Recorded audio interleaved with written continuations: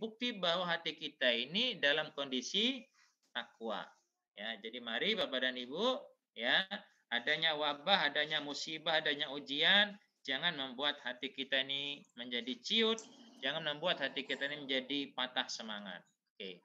Kita lihat bagaimana kebaikan-kebaikan yang kita dapat, ya. Nah, di dalam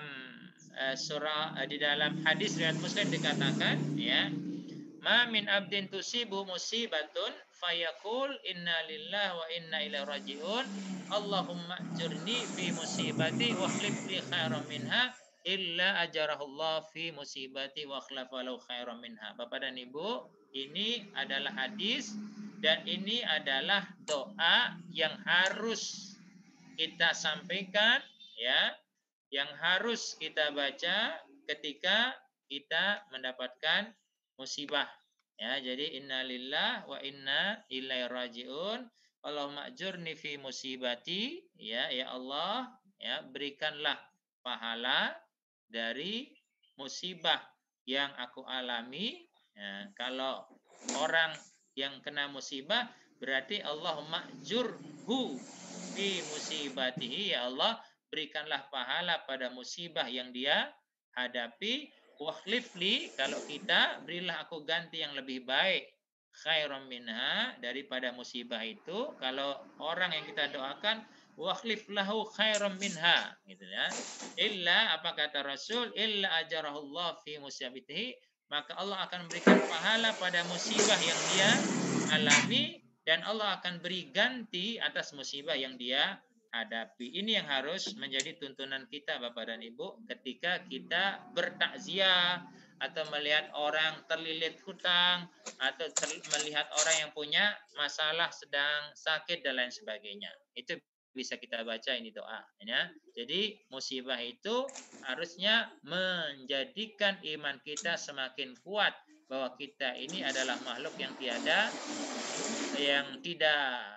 banyak, penuh dengan kelemahan dan lain sebagainya, dan berharap kepada Allah sebagai zat yang bisa memberikan ketenangan, yang bisa menghapus masalah, yang memberikan solusi dalam kehidupan kita.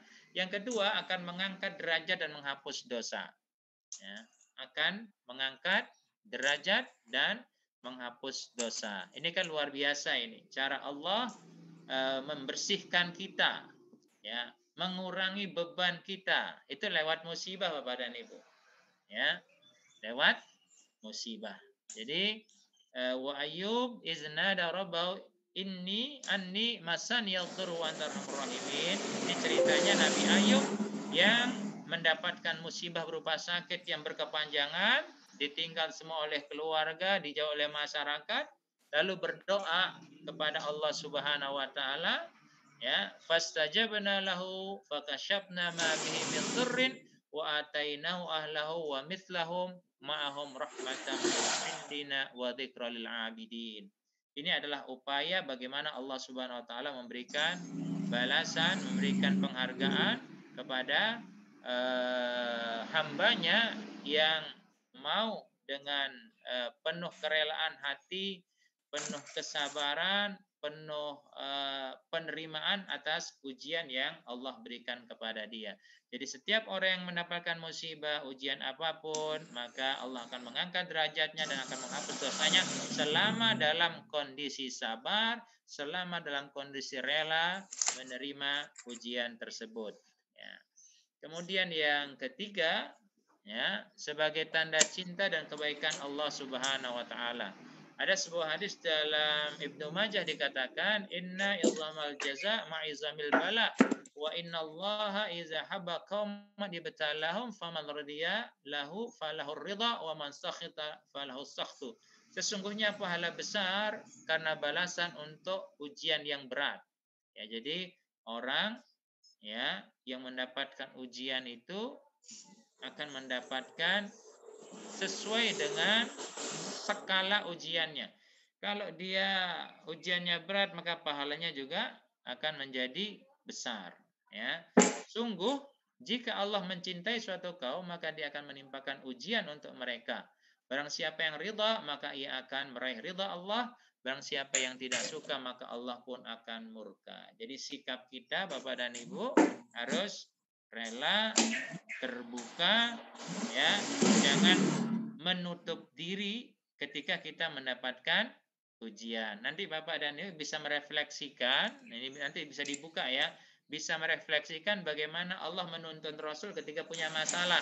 Bisa dibuka dalam surat Al-Mudaththir itu, Al-Mudaththir ayat 1 sampai ayat 8.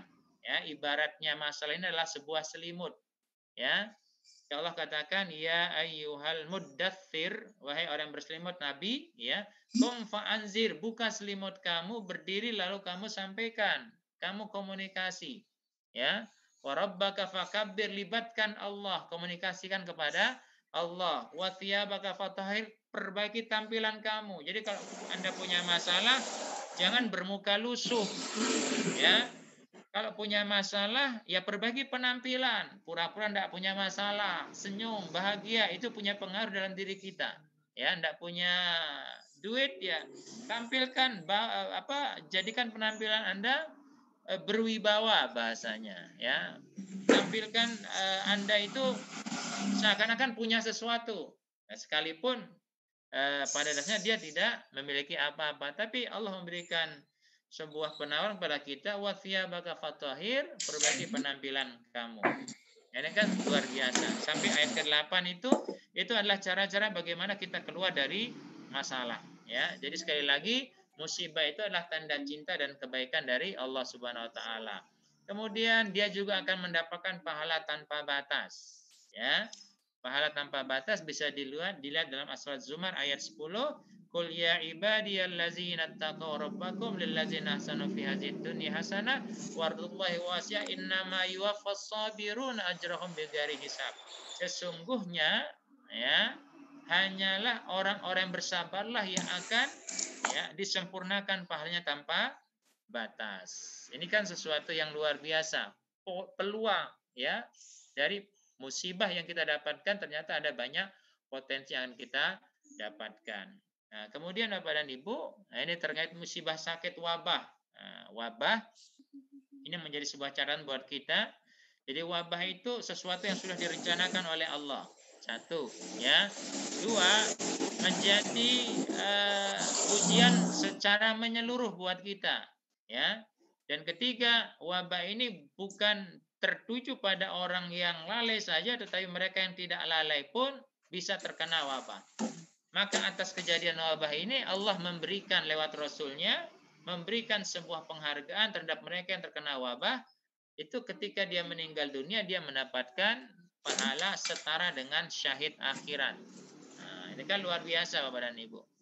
Ya, jadi penghargaan karena kesabarannya, penghargaan karena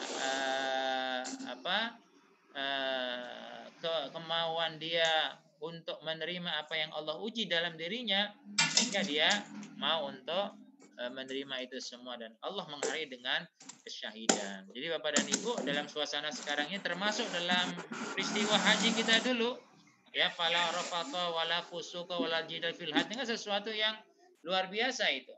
Ujian buat kita yang selama ini kita di tanah air sering ngomong ngalor ngidul, sering membuat masalah dalam omongan, dalam perilaku.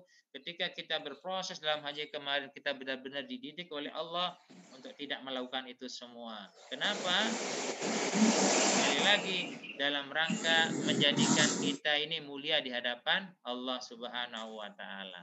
Saya kira begitu Bapak dan Ibu. Sekali lagi, mari tadi ajakan dari pembina bagaimana cara menjaga kemabruran haji kita. Ya, satu, dengan acara silaturahim semacam ini, mari kita terus dukung walaupun lewat virtual. Insya Allah kalau dalam kondisi aman, kita akan tetap mengadakan secara luring, ya, ketemu langsung, ya. Kemudian yang kedua, tawaran-tawaran tadi, potensi-potensi amal soleh yang bisa kita lakukan, kurban bareng antar angkatan misalkan dalam satu wilayah pindah ke wilayah lain, atau ketika kita berhasil mengumpulkan kambing sekian banyak orang, ya, sekian banyak kambing, kita bisa lakukan penyembelihan atas nama jamaah haji KBH Aisyah. Nah, satu sisi itu pahala buat kita, amal soleh buat kita. Satu sisi kita memberdayakan masyarakat di mana kondisi perekonomian masyarakat kita semakin lemah Nah, jadi dengan adanya gerakan semacam itu, orang-orang jadi berusaha untuk bisa menyiapkan kambing-kambing sehingga bisa menjadi mata pencarian mereka. Saya kira itu Pak Muhrodi yang bisa saya sampaikan dalam kajian ini. Semoga ada manfaatnya. Demikian, Assalamualaikum warahmatullahi wabarakatuh. Waalaikumsalam. Waalaikumsalam warahmatullahi wabarakatuh. Hadirin yang kami hormati, berkaitan dengan acara virtual kajian silaturahmi haji yang terselenggara pada hari ini, evaluasi saja mungkin untuk kajian berikutnya ini perlu disiapkan.